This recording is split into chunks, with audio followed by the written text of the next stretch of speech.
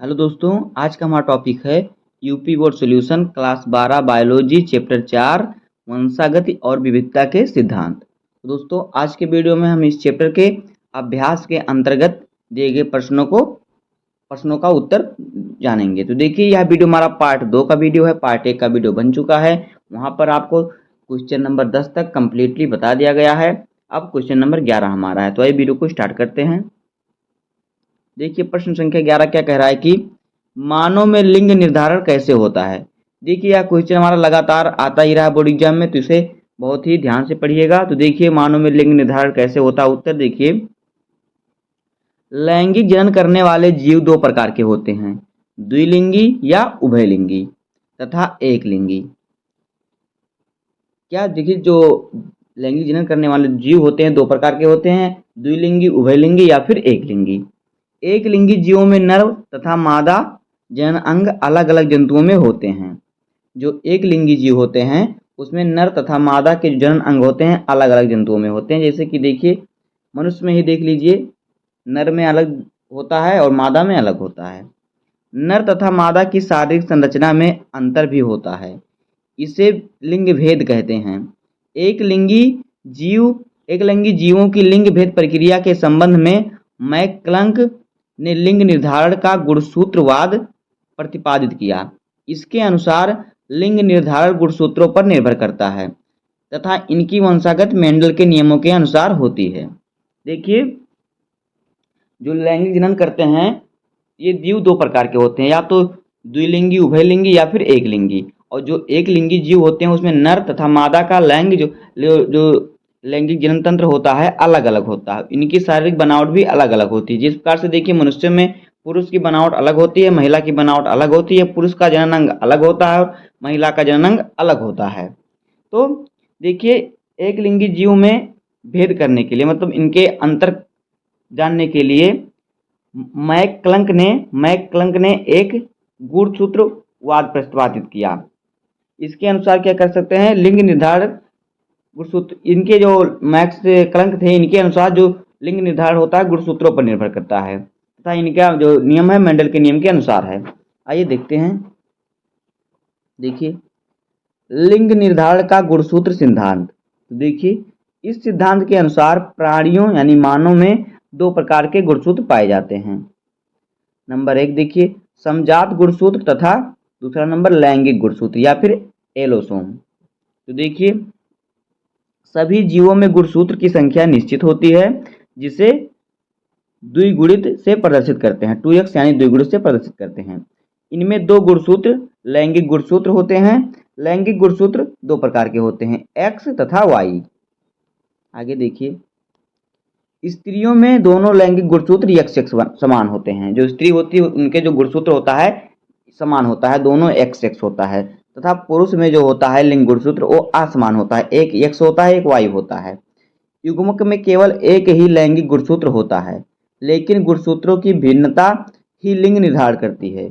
इन गुणसूत्रों की भिन्नता क्या करती है, लिंग निर्धारण करती है। यानी कि जन्म लेने वाला जो बच्चा होगा, भ्रूण होगा, वो मादा होगा या नर होगा, या लड़की होगा या लड़का होगा। लैंगिक गुणसूत्र के अनुसार लिंग निर्धारण निम्नलिखित प्रकार से होता है। देखिए, लिंग निर्धारण की XY विधि। तो देखिए, इस विधि में स्त्री के दोनों लैंगिक गुणसूत्र XX होते हैं तथा पुरुष में एक लैंगिक गुणसूत्र X तथा दूसरा Y होता है। देखिए, जो महिला होती है, महिला का जो गुणसूत्र होता है दोनों XX होता है, दोनों समान होता है। पुरुष का गुणसूत्र जो होता है एक X होता है, एक Y होता है, असमान होता है। स्त्री में अंड जनन द्वारा बने सभी अंडाणुओं में दैहिक गुणसूत्र एक अगुणित सेट तथा एक X यानी अगुणित लैंगिक गुणसूत्र होता है।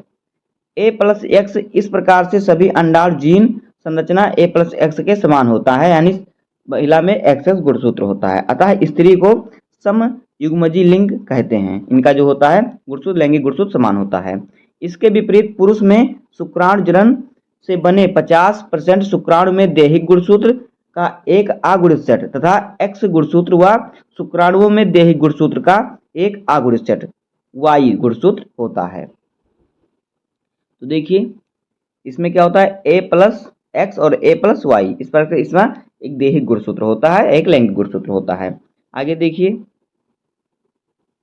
इस प्रकार दो प्रकार के शुक्राणुओं का निर्माण होता है। 50% शुक्राणु A+X तथा 50% शुक्राणु A+Y गुणसूत्र वाले होते हैं। अतः पुरुष को विषम युग्मकीय लिंग कहते हैं।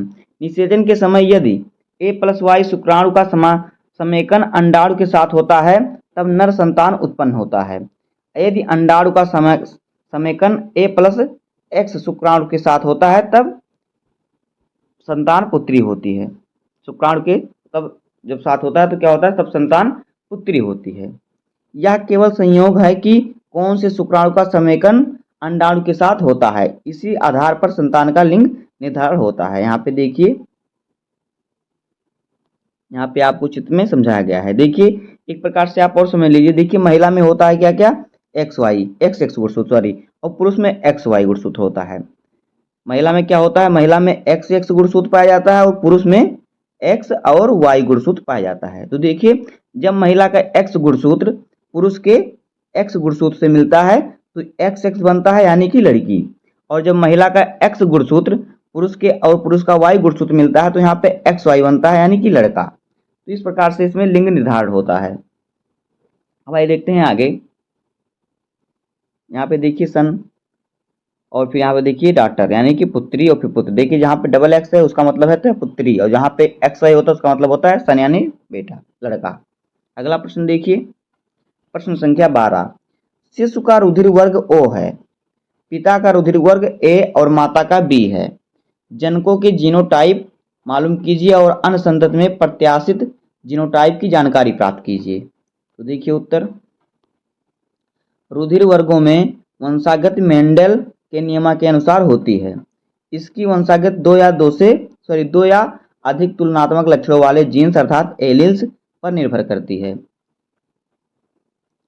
रुधिर को स्थापित करने वाले प्रतिजन की उपस्थिति या अनुपस्थिति 3 जीन के कारण होती है। प्रतिजन के लिए जीन ए जीन LA तथा B के लिए क्योंकि A के लिए IA तथा B के लिए IB तथा दोनों प्रतिजन अभाव के लिए जीन उत्तरदायी होता है। देखिए ये जो आपको लाइन दिख रहा है इसका मतलब होता है जीन। तो जीन उत्तरदायी होता है। एक मनुष्य में इनमें से कोई एक या दो प्रकार के जीन्स गुणसूत्र जोड़े पर निश्चित स्थल पर स्थित होते हैं। जीन ए तथा जीन बी क्रमशः जीन पर क्या होता है, प्रभावी होता है। जब जीन रहेगा, जब जीन ए तथा बी में प्रभाविता का अभाव होता है अर्थात सह प्रभाविता होते हैं तो विभिन्न रुधिर वर्ग के व्यक्तियों के रुधिर वर्ग की संरचना निम्नांकित तालिका के अनुसार हो सकती है। देखिए तालिका आप देखिए ध्यान से, देखिए तालिका में क्या है, यहाँ पे देखिए ये हमारा रुधिर वर्ग है और ये जीन की संरचना। देखिए रुधिर वर्ग में जीन की संरचना किस प्रकार से होती है, बी रुधिर वर्ग में जीन की संरचना किस प्रकार से होती है, और ए बी में किस प्रकार से होती है, और ओ में किस प्रकार से होती है। तो देखिए ए में क्या होता है, ए में जीन संरचना ए और फिर ए ओ होता है, और बी में बी ओ होता है, ए बी में ए बी होता है, ओ में ओ होता है। उदाहरण के लिए देखिए किस प्रकार से, ए तथा बी रुधिर वाले माता पिता को संभावित संतानों के रुधिर वर्गों का जीनोटाइप के नियमानुसार होगा। देखिए किस प्रकार से, देखिए ए ब्लड ग्रुप और बी ब्लड ग्रुप, जो पिता है ए ब्लड ग्रुप का है उसका ब्लड, और माता है बी ब्लड ग्रुप का है। तो देखिए इसका जीन किस प्रकार से बनेगा, जीन ग्रुप ए और ओ, और इसमें बी तथा ओ बनेगा ग्रुप। तो देखिए यहाँ से ए ग्रुप, जो ए है ग्रुप ए, यहाँ से ग्रुप बी बनेगा तो यहाँ पे हमारा ए बी हो जाएगा, और यहाँ पे जब ए यहाँ से ओ मिलेगा तो यहाँ पे हो जाएगा ए ओ ग्रुप। मतलब कि ये ए बी ग्रुप हमारा हो गया और ये हमारा ए ब्लड ग्रुप हो गया। और फिर देखिए जब यहाँ का ओ और यहाँ का बी मिलेगा तो यहाँ पे क्या हो जाएगा, बी ओ यानी बी ब्लड ग्रुप, और यहाँ का ओ और यहाँ का ओ मिलेगा तो यहाँ पे क्या हो जाएगा, ओ ब्लड ग्रुप। आगे देखिए, ओ रुधिर वाले शिशु के माता पिता का जीनोटाइप जीन ए और ओ है तथा बी तथा ओ है। ए बी रुधिर वर्ग वाले जीनोटाइप ए बी ए रुधिर वर्ग वाले जो ग्रुप है ए ग्रुप, ओ ग्रुप, बी रुधिर वाले वर्ग का जो होता है बी ग्रुप तथा ओ ग्रुप, ओ रुधिर वाले वर्ग का जीनोटाइप क्या होगा, जीनोटाइप क्या होगा, blood group O blood group होगा। अगला प्रश्न देखिए, प्रश्न संख्या 13, निम्नलिखित को उदाहरण सहित समझाइए। साप्रभाविता अपूर्व प्रभाविता। तो देखिए उत्तर, हेडिंग हमारा है साप्रभाविता, तो इसका उत्तर देखिए किस प्रकार से हो जाएगा। जब किसी कारक या जीन के युग्म विकल्पी में कोई भी कारक प्रभावी या अप्रभावी ना होकर मिश्रित रूप से प्रभाव डालते हैं तो इसे सहप्रभाविता कहते हैं। यानी कि ना कोई प्रभावी हो और ना कोई अप्रभावी हो, दोनों ना प्रभावी दिखाई दे ना अप्रभावी दिखाई दे, कोई बीच का अक्षर दिखाई दे, तो इसे क्या कहते हैं, सहप्रभाविता। इसके फलस्वरूप यह F1 पीढ़ी दोनों जनकों की मध्यवर्ती होती है। उदाहरण के लिए मनुष्य में 3 प्रकार के रुधिर वर्ग होते हैं, ए बी ओ, जिनका निर्धारण विभिन्न प्रकार के लाल रुधिर कणिकाएं या कोशिकाएं करती हैं। इन रुधिर वर्गों का नियंत्रण जीन करता है, जिसके जिसके 3 युग्म विकल्पी होते हैं, जीन ए जीन बी साथ साथ उपस्थित होने पर सहप्रभावी होते हैं, वह ए बी रुधिर वर्ग बनाते हैं। आगे देखिए अपूर्ण प्रभाविता। तो देखिए विपर्यासी लक्षणों के युग्म में एक लक्षण दूसरे पर अपूर्ण रूप से प्रभावी होता है, यह घटना अपूर्व प्रभाविता कहलाती है। उदाहरण देखिए मीराबिलिस जलापा या गुल गुलाबास के पौधों में लाल पुष्प व सफेद पुष्प युक्त पौधों के मध्य संग्रहण कराने पर यह F1 पीढ़ी में सभी फूल लाल या सफेद न होकर गुलाबी रंग के होते हैं, तो यह क्या है, अपूर्ण प्रभाविता। F2 पीढ़ी में एक लाल 2 गुलाबी व एक पुष्प सफेद होता है, यानी 1:2:1 अनुपात में होते हैं, युक्त पौधे प्राप्त होते हैं। कैसे, यहाँ पे देखिए चित्र में सारणी में आप देखिए किस प्रकार से, देखिए यहाँ पे देखिए जो आर आर है यानी लाल फूल, और फिर स्मॉल आर जो है यानी कि सफेद फूल, और एक कैपिटल और एक स्मॉल आर मतलब कि गुलाबी फूल। देखिए लाल और सफेद, एक देखिए एक लाल का और एक सफेद का, जब दोनों मिश्रण हुआ है, लाल और सफेद का मिश्रण हुआ है, तो यहाँ पे क्या हो जाएगा, गुलाबी हो जाएगा। आगे देखिए अगला क्वेश्चन, प्रश्न संख्या 14, बिंदु उत्परिवर्तन क्या है, एक उदाहरण दीजिए। तो उत्तर देखिए डीएनए के किसी एक क्षार युग्म या न्यूक्लियोटाइड क्रम में होने वाला परिवर्तन बिंदु उत्परिवर्तन कहलाता है। उदाहरण के लिए देखिए हंसियाकार कोशिका आरकता। उत्तर देखिए, अगला प्रश्न देखिए 15, वंशागत के क्रोमोसोमवाद को किसने प्रस्तावित किया। तो देखिए वंशागत के क्रोमोसोमवाद को सटन व बाबेरी नामक वैज्ञानिक ने प्रस्तावित किया था। अगला प्रश्न देखिए, प्रश्न संख्या 16, किन्हीं 2 अलिंग सूत्री अनुवांशिक विकारों का उनके लक्षणों सहित उल्लेख कीजिए। उत्तर देखिए शरीर में होने वाली उपापचयी क्रियाओं के प्रत्येक चरण पर एंजाइम नियंत्रण रखते हैं। पूर्ण प्रक्रिया में कहीं भी एक एंजाइम के बदल जाने या एंजाइम का निर्माण न होने की दशा में कोई न कोई व्यतिक्रम उत्पन्न होता है। बीडल तथा टाटम के एक जीन एक एंजाइम परिकल्पना के पश्चात यह निश्चित हो गया कि अनेक रोग जीनी व्यतिक्रम के कारण हैं। मानव में होने वाले कुछ ऐसे रोग निम्नलिखित हैं। नंबर 1 देखिए पहले समझ लेते हैं कि जो अलिंगी सूत्री अनुवांशिक विकार होते हैं यानी रोग होते हैं, कैसे होते हैं। तो देखिए जो हमारा शरीर होता है इसमें बहुत से जो रोग होते हैं वो उस जीन के कारण होते हैं, जीन के व्यतिक्रम के कारण होते हैं, मतलब जीन का कुछ उल्टा सीधा हो जाना, बढ़ जाना, घट जाना, तो इस प्रकार से जीन से के कारण कुछ रोग होते हैं। तो आइए देखते हैं ये रोग कौन कौन से हैं। नंबर 1 देखिए हमारा क्या है,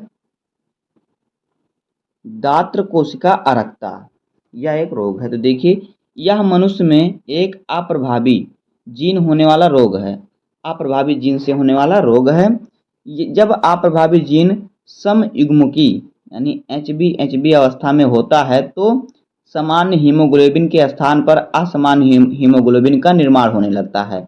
अप्रभावी जीन के कारण हीमोग्लोबिन की बीटा श्रृंखला में छठे स्थान पर ग्लूटेमिक अम्ल का स्थान बैलिन एमिनो अम्ल ले लेता है। असमान हीमोग्लोबिन ऑक्सीजन का वाहन नहीं कर सकता तथा लाल रुधिर कणिकाएं हंसियाकार के आकार में हो जाती हैं। ऐसे व्यक्तियों में घातक रक्तस्राव हो जाती है, जिससे व्यक्ति की मृत्यु हो जाती है। विषम युग्मकी व्यक्ति सामान्य होते हैं, किंतु ऑक्सीजन का आंशिक दाब कम होने पर इनकी लाल उजली कणिकाएं हाशिए के आकार की हो जाती हैं। HbA जीन सामान्य हीमोग्लोबिन के लिए है तथा HbS जीन दात्र कोशिका हीमोग्लोबिन के लिए है। देखिए यहाँ पे आपको चित्र दिख रहा है, इस प्रकार से आपको चित्र में समझाया गया है। देखिए यहाँ पे HbA है और यहाँ पे HbS है, और यहाँ पे क्या है HbA, और यहाँ पे देखिए क्या है HbS, यहाँ पे भी है। तो इस प्रकार से आप चित्र बना लीजिएगा। आइए देखते हैं अगला। देखिए क्या है, फिनाइल कीटोन्यूरिया। यह रोग एक अप्रभावी जीन के कारण होता है। इस लक्षण का अध्ययन सर्वप्रथम सर आर्चिबाल्ड गैरड ने किया था। फिनाइल एलेनिन एमिनो अम्ल का उपयोग अनेक उपापचयी पथ में होता है। प्रत्येक पथ में अनेक एंजाइम भाग लेते हैं। किसी भी एक एंजाइम का निर्माण न होने से वह पथ पूर्ण नहीं हो पाता, जिससे रोग उत्पन्न हो जाता है। एक अप्रभावी जीन के कारण फिनाइल एलेनिन से टायरोसिन के निर्माण के लिए आवश्यक एंजाइम का निर्माण नहीं हो पाता। इस कारण रुधिर में फिनाइल एलेनिन की मात्रा अत्यधिक बढ़ जाती है तथा इसका स्राव मूत्र में भी होने लगता है। इस अवस्था में फिनाइल कीटोन्यूरिया या फिर PKU कहते हैं इस रोग को। ऐसे बालकों में मस्तिष्क अल्प विकसित रह जाता है तथा IQ लेवल जो होता है 20 से कम हो जाता है। कौन सा रोग होता है? Phenyl ketonuria. इस किस कारण होता है? यह रोग जो होता है एक अप्रभावी जीन के कारण होता है। इसकी खोज सर्वप्रथम किसने की? आर्चिबाल्ड गैरड ने। इस रोग में क्या होता है? इस रोग में यह रोग कैसे होता है? देखिए, जब क्या होता है, जब किसी भी एंजाइम का निर्माण नहीं हो पाता, जैसे कि देखिए फिनाइल एलेनिल एमिनो अम्ल का उपयोग उपापचयी क्रिया में होता है। अगर प्रत्येक पथ में, कह रहा प्रत्येक पथ में अनेक एंजाइम भाग लेते हैं, किसी भी एक एंजाइम का निर्माण न होने से वह पथ पूरा नहीं हो पाता, जिससे रोग उत्पन्न होता है। तो जब रोग उत्पन्न क्यों होगा? क्योंकि जब पथ पूरा नहीं होगा तो जीन अप्रभावी जीन के कारण फिनाइल एलेनिन के से क्या हो जाए, टायरोसिन का निर्माण होने लगेगा। सॉरी, टायरोसिन का निर्माण नहीं होगा, जिससे पथ पूरा नहीं होगा। इससे क्या होगा? रोग उत्पन्न होगा। और यह जो होगा, जो फिनाइल एलेनिन की मात्रा होगी बढ़ जाएगी। क्यों? क्योंकि इससे टायरोसिन का निर्माण नहीं होगा। जब इसकी मात्रा बढ़ जाएगी तो ये क्या होगा? मूत्र मार्ग से भी बाहर निकलेगा। और इस अवस्था को क्या कहते हैं? PKU कहते हैं या फिर फिनाइल कीटोन्यूरिया कहते हैं। ऐसे जो बालक होते हैं उनकी मस्तिष्क जो होती है अल्प विकसित यानी मंद बुद्धि होते हैं, उनका IQ लेवल बहुत कम होता है। देखिए चित्र किस प्रकार से है, यहाँ पे देखिए क्या है। देखिए फिनाइलएलेनिन, देखिए प्रोटीन, एंजाइम और फिर क्या? थायरोसिन। इस प्रकार से यहाँ पे देखिए चित्र का आप समझ सकते हैं। तो उम्मीद है कि आपको वीडियो पसंद आया होगा। अगर आपको वीडियो पसंद आया हो तो वीडियो को लाइक कर दीजिएगा, चैनल पर नए हैं तो सब्सक्राइब कर दीजिए। मिलते हैं किसी नेक्स्ट वीडियो में, तब तक के लिए धन्यवाद। जय हिंद।